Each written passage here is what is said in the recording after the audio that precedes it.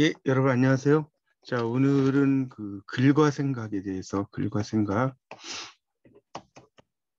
제2강 사람의 일생을 서술하는 전양식에 대해서 한번 공부를 해보도록 하겠습니다.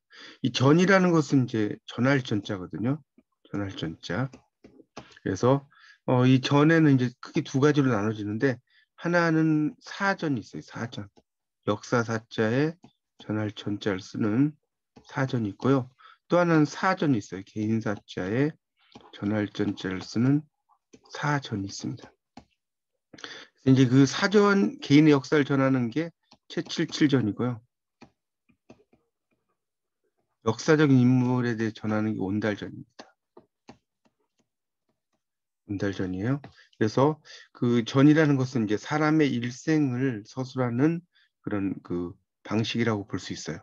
자, 그 15페이지에 글과 생각이 15쪽에 이제 보면 이 온달전이 나옵니다. 온달전. 이 온달전 보면 이 온달전은 일종의 장황하고 구차한 설명을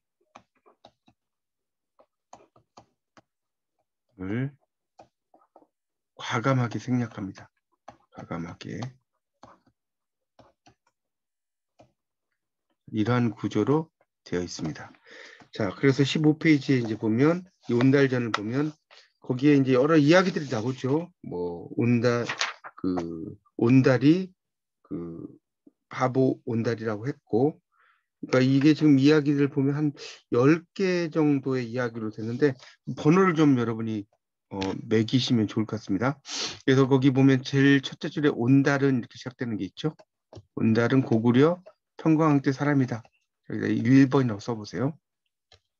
자, 그 다음에 거기서 다섯째 줄 내려가면 평광왕의 어린 딸이 이렇게 나오죠. 평광왕의 어린 딸이. 여기 2번. 자, 그 다음에 거기서 네 줄 내려가면 딸의 나이가 16세가 되었을 때 거기가 3번이고요. 3번. 자, 다음 페이지. 16페이지의 두 번째 줄. 16페이지 두 번째 줄에 2의 공주는 이렇게 나오죠. 이게 4번. 자, 거기서 한 8, 9째 줄쯤 내려가면 공주가 길을 나서 산 아래 이르러 이런 말 나오죠. 이게 5번입니다. 자, 거기서 6째 줄쯤 내려가면 공주가 홀로 자, 이렇게 나오죠. 이게 6번이고요. 여기에서 10줄쯤 내려가면 처음에 말을 살 때 그런 부분이 있어요. 여기 7번입니다. 7번이고요. 자, 17페이지에 보면 첫째 줄 고구려는 항상 나오죠. 여기 8번. 자, 여기서 다섯째 줄쯤 내려가면 이때 후주의 무죄가 이게 9번이고요. 자, 여기서 일곱째 줄 내려가면 양강왕이 즉위하자 이런 말 나오죠. 자, 여기가 10번입니다. 자, 이렇게 번호를 좀 여러분이 일단 넘버링을 해주시면 좋겠습니다. 이렇게 돼 있고요. 그래서 이제 뭐 이야기는 뭐 여러분이 뭐 온달과 평강공주 이야기는 뭐 다 아시는 이야기죠. 근데 이 내용들을 보면 상당히 그 내용이 되게 짧게 핵심만 쭉 설명을 하고 있습니다. 되게 가난한 온달과 결혼을 하는 평강공주죠. 평강공주고 그래서 결국은 이 평강공주가 온달과 결혼을 해서 이제 결연을 맺는 거죠. 결연을 맺어요. 거기 그 16페이지를 보시면 16페이지를 보십시오. 이 부분 좀 지우도록 하겠습니다. 자, 16페이지를 보면 여기 이제 보면 그 밑에서 10째 줄 무렵 정도에 보면 이런 말이 있죠. 이 인용문이 있고 옛날 사람의 말에 한 마리 곡식이라도 찧어서 같이 먹을 수 있고 한자의 배라도 오히려 바느질하여 옷을 지을 수 있으니 진실로 마음을 같이 한다면 어찌 반드시 부귀해진 뒤에라야 함께 지낼 수 있겠습니까? 이런 말 나오죠. 이게 바로 이제 이 부분이 뭡니까? 이 평강공주와 온달의 결연이죠. 인연을 맺는다는 거죠. 결연이라는 말은 인연을 맺는다는 뜻입니다. 그렇죠? 그런 것들이 이제 있어요. 그래서 이제 온달은 되게 가난하고 이러니까 자기와 이렇게 그, 그 살기가 이렇게 쉽지 않을 거다라고 특히 이제 온달의 어머니가 그 평강공주가 이제 자기 아들 찾아왔을 때 그런 이야기를 하죠. 거기 그 16페이지 첫째 줄에 보면 어찌 같이 살 수 있겠느냐? 마땅히 네가 가고 싶은 대로 가거라. 이런 말 나오죠. 뭐 그러니까 이런 것은 이제 일종의 이제 혼사 장애적 요소라고도 볼 수가 있습니다. 그렇죠? 그래서 이제 그리고 이제 온달 자체도 그, 그 공주에게 그렇게 그 자신이 너무나 가난하다라는 이야기를 하죠. 그래서 이제 그런 의미로 볼 수 있을 것 같고요. 그래서 이제 그 평강공주가 온달과 결혼을 해서 이제 온달이 결국은 이제 공을 세우는 거죠. 이걸 입공이라고 합니다. 입공. 그래서 이제 결국은 이 평강공주와 이 온달의 입공 준비 과정.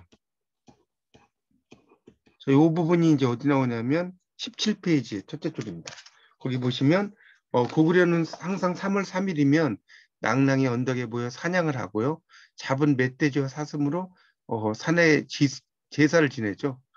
그런 것들 있죠. 그러니까 고구려는 이제 그런 산에 제사를 지내는 걸 하는데 왕이 사냥을 나서자 신하들과 오부의 군사들이 모두 따라갔다. 나오죠. 이에 온달은 기르던 말을 타고 갔는데 그 달리는 것이 남보다 앞서고 잡은 것도 많아서 남들 중에 이만한 이가 없었다. 그래서 왕이 이름을 물어보고 놀라고 이상하게 여겼다. 이런 말 나오죠. 그래서 여기서 이제 이 온달이 그 다음에 보면 공을 세우는 게 나오죠. 선봉이 돼서 그 싸움에서 이기는 이런 내용이 나옵니다. 그런데 이제 그 온달이 그 다음에 어떤 전투에서 결국은 싸움을 하러 갔는데 돌아오지 못하는 내용이 나오죠.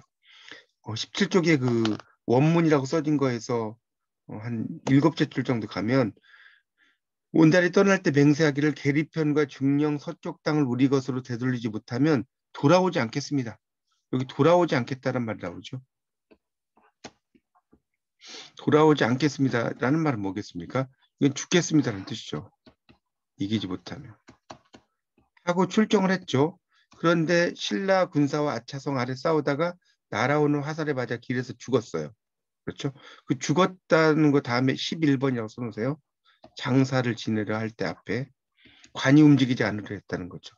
그래서 공주가 관을 어루만지면서 말하기를 사생이 정해졌으니 돌아가소서 하고 관을 움직여 장사를 지냈는데 대왕이 이 말 듣고 매우 슬퍼했다. 그러니까 이게 일종의 그 온달의 출정 과정이죠. 이 부분이 이제 온달에 돌아오지 않겠습니다. 이 부분은 온달의 출정 과정, 출정이죠.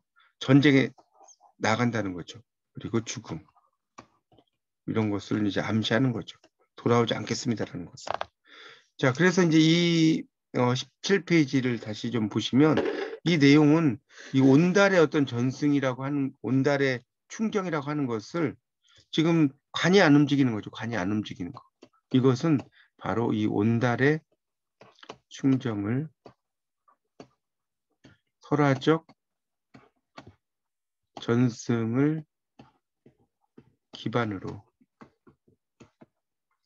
감동적으로 제시하고 있다. 감동적으로 제시합니다. 그리고 여기 보면 이제 장황한 사후의 상황, 죽은 이후에 이것을 생략을 하고요. 또 하나는 뭡니까? 비장한 죽음을 부각시키는 방식이다. 이렇게 볼 수가 있습니다. 방식으로 되어 있다는 것을 알 수가 있어요. 그 뒤에 이제 한문으로 나온 부분은 뭐 아실 필요 없고요. 그래서 이제 19쪽을 보면 19쪽에 이제 김부식 글쓴이 속에 김부식 바로 밑에 해제라고 나오죠. 해제. 19페이지 보세요. 자, 여기 이제 보면 온달의 일생을 서술한 전이고 한 인물의 행적이 사라져버려 세상에서 그가 잊혀질 것을 그 대비해서 짓는 글이다라고 나오고 있죠. 그렇게 이해를 하시면 될 것 같습니다. 그런 내용으로 이제 쭉 이야기가 되고요. 그 다음에 이제 21페이지로 넘어가 보세요. 777전이 나오죠. 자, 이 777전이라는 게 사전이에요. 자, 21페이지에 777전. 자, 이게 이제 개인의 이야기라는 거죠. 사전. 사전이고, 이제 원래는 이제 777이라고 할 때 77은 이제 북녘 북자죠. 이 북녘 북자를 이렇게 보면 77처럼 보이죠. 이제 그렇게 이야기가 된 겁니다.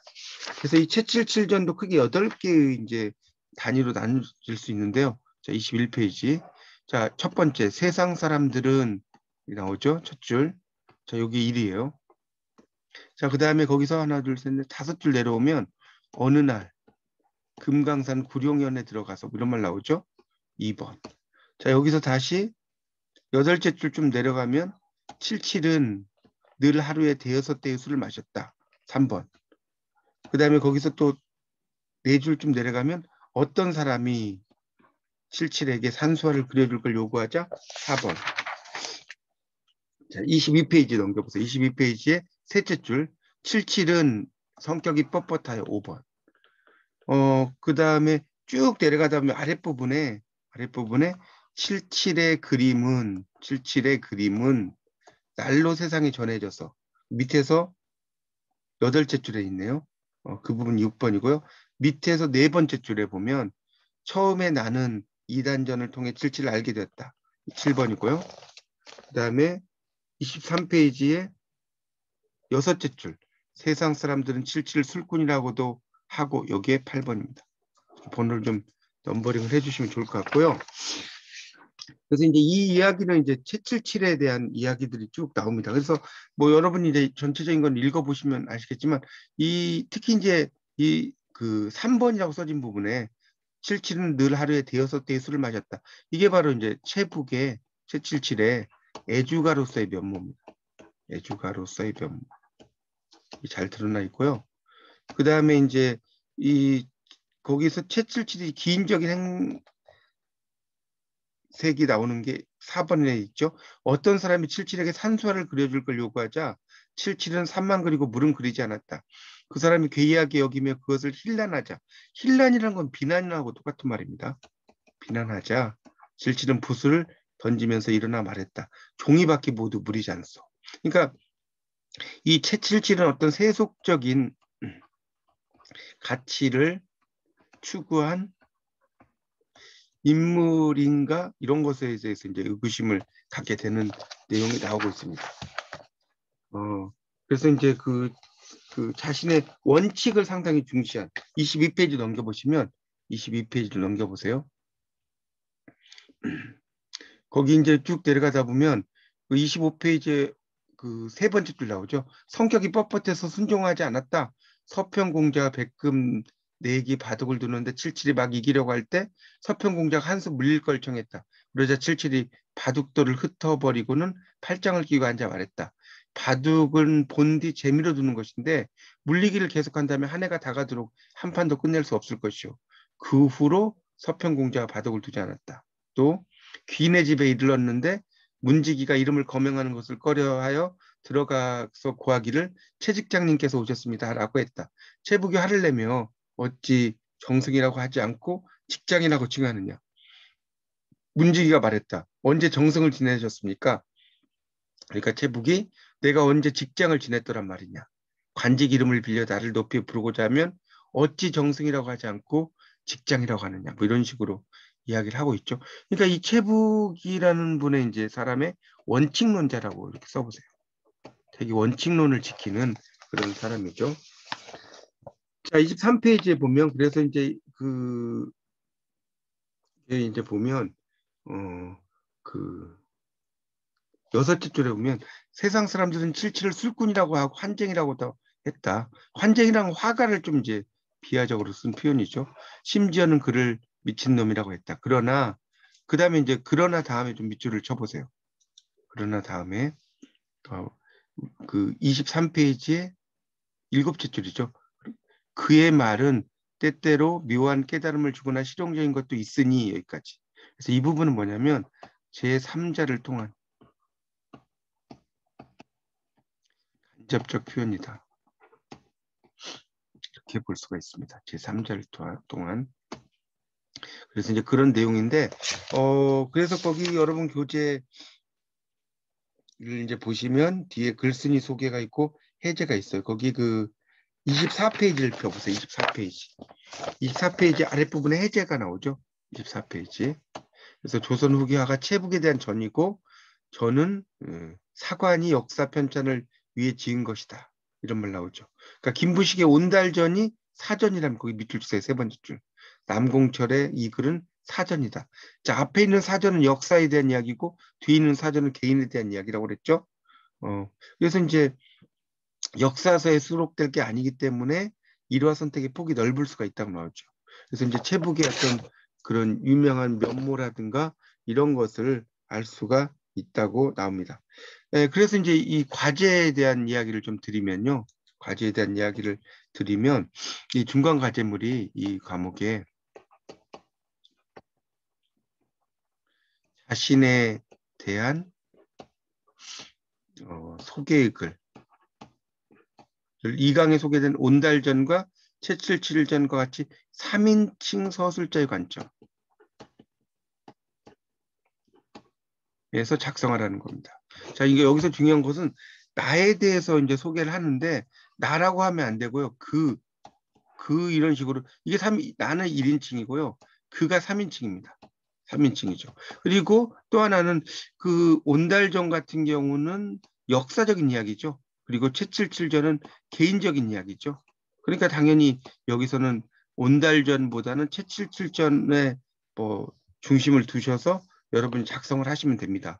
그리고 자신이 살아온 과정 소망하는 것 가치 있게 여기고 지키는 것 등 자신을 드러낼 수 있는 내용으로 자유롭게 구성할 것이 나왔죠. 그러니까 그 살아온 과정, 첫 번째 살아온 과정. 여러분 인생을 살아온 과정을 쓰시고요. 또 그다음에 두 번째는 가치 있게 여기고 지키는 거. 이거 쓰시고요. 이런 것 등을 이제 자신을 드러내는 거. 그리고 맞춤법에 의해서 서술형을 쓰라는 거죠. 단답형이 아니고 서술형. 그다음에 목차를 제외한 분량으로 그 A4 용지 2.5매 2장 반이라는 거죠. 그리고 글자 크기는 11포인트라는 거죠. 그리고 이제 한글로 작성을 하는 건데 표절을 하면 안 된다는 거죠. 학생간에. 그러니까 이거는 이제 여러분이 어떤 책을 보고 쓰시는 게 아니고 여러분의 삶에 대한 일생을 쓰는데 뭐 너무나 장황하게 쓸 필요는 없고요. 2.5매니까 좀 요약을 해서 여러분이 이제 그 초등학교부터 이렇게 살아온 과정에 대해서 이제 쭉 쓰시면 되는데 나는이라고 하지 말고 그는이라고 쓰셔야 돼요. 또는 이제 여성일 때는 그녀는 이렇게 써야겠죠. 남성일 때는 그는이고 여성일 때는 그녀는 쓰시고 그다음에 이제 중요한 것은 이 살아온 과정만 쓰는 게 아니고 내가 삶에서 가장 가치 있게 여기는 게 뭐냐. 예를 들어서 뭐 건강이다. 행복이다. 뭐 이런 거 있겠죠? 이런 것들 가치 있게 여기는 것에 대해서도 쭉쭉 이야기들을 써 나가시면 됩니다. 그러니까 여기서 이제 포인트는 1인칭이 아닌 3인칭으로 쓰라는 거예요. 그런 내용들로 여러분이 쭉 쓰시면 됩니다. 근데 여기서 이제 쓸 때는 중요한 것은 이제 그 온달전 같은 경우에서는 이제 뭐랄까요? 그 아주 간략한 이야기들을 썼죠. 온달에 대해서. 이런 것처럼 여러분이 쓰시면 돼요. 그러니까 뭐 초등학교 때 뭘 했고 중학교 때 뭐 했고 쓰는데 뭐 일일이 다 쓰는 게 아니고 그중에서 어떤 특징적인 부분을 여러분이 살시면서 특징적인 부분을 잘 생각을 하셔서 여러분의 말로 어떤 이건 참고문헌을 쓰는 게 아니고 쓰는데 이런 그 온달전과 채칠칠전을 토대로 해서 이렇게 쓰시면 된다는 겁니다. 그래서 여러분이 잘 이제 1학년으로 들어오셔서 첫 과제물이시니까 이 두 내용을 토대로 해서 여러분의 삶에 대해서 잘 쓰셔서 좋은 결과 있으시기 바랍니다. 자, 이상 마치겠습니다. 감사합니다.